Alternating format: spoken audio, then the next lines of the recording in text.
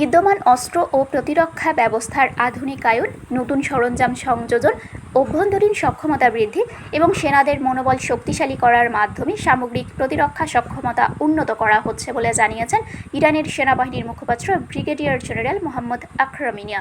এর মধ্য দিয়ে যুদ্ধের জন্য ব্যাপক প্রস্তুতি নিচ্ছে দেশটি। ইরানের একটি আধা সরকারি সংবাদ সংস্থা তসনিম নিউজ এজেন্সির এক প্রতিবেদনে এ তথ্য জানা গেছে। সাম্প্রতিক বছরগুলোতে এসব পদক্ষেপ একযোগে বাস্তবায়নের ফলে সেনাবাহিনীর প্রতিরক্ষা সক্ষমতা উল্লেখযোগ্যভাবে বৃদ্ধি পেয়েছে বলেও জানান তিনি। আকরাম মিনিয়া বলেন, বর্তমান পরিস্থিতিতে যুদ্ধ সক্ষমতার একটি গুরুত্বপূর্ণ অংশ নির্ভর করে ক্ষতিগ্রস্ত বা পুরনো প্রতিরক্ষা ব্যবস্থার সংস্কার ও আধুনিকায়নের উপর। সেনাবাহিনী নিজস্ব প্রকৌশল ও কারিগরি সক্ষমতা কাজে লাগিয়ে বিদ্যমান সামরিক সরঞ্জাম পুনর্গঠন ও উন্নয়নের কাজ চালিয়ে যাচ্ছে। এটি কেবল একটি প্রযুক্তিগত কার্যক্রম নয়, বরং প্রতিরোধ ক্ষমতা বজায় রাখা এবং দ্রুত প্রতিক্রিয়া দেওয়ার সক্ষমতা বাড়ানোর লক্ষ্যে দেশের বৃহত্তর প্রতিরক্ষা কৌশলের অংশ। সেনাবাহিনীর মুখপাত্র আরও বলেন, নতুন সামরিক সরঞ্জাম বিভিন্ন ইউনিটে যুক্ত হওয়ায় বর্তমান চাহিদার সঙ্গে সামঞ্জস্য রেখে যুদ্ধাস্ত্র ও সরঞ্জামের পুনর্বিন্যাস করা হয়েছে। এর মধ্যে দেশের প্রতিরক্ষা নীতিতে আকাশ প্রতিরক্ষা অন্যতম সর্বোচ্চ অগ্রাধিকার।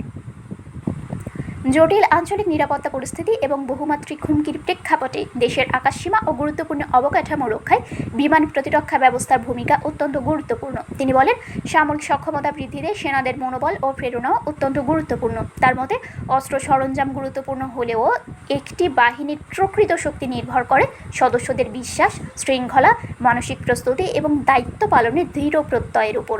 বর্তমানে ইরানের সেনা সদস্যরা জিহাদি চেতনা ও উচ্চ মনোবল নিয়ে দায়িত্ব পালনে প্রস্তুত রয়েছেন। অতীতে যুদ্ধের অভিজ্ঞতার কথা উল্লেখ করে আকরাম মিনিয়া বলেন, দেশীয় সক্ষমতা এবং সুনির্দিষ্ট পরিকল্পনার উপর নির্ভর করে ইরানের সেনাবাহিনী বিভিন্ন পরিস্থিতিতে সফলভাবে দায়িত্ব পালন করেছে। ভবিষ্যতে সম্ভাব্য হুমকি বিবেচনায় রেখে বাহিনী সার্বক্ষণিকভাবে নিজেদের যুদ্ধ সক্ষমতা আরও উন্নত করার চেষ্টা চালিয়ে যাচ্ছে।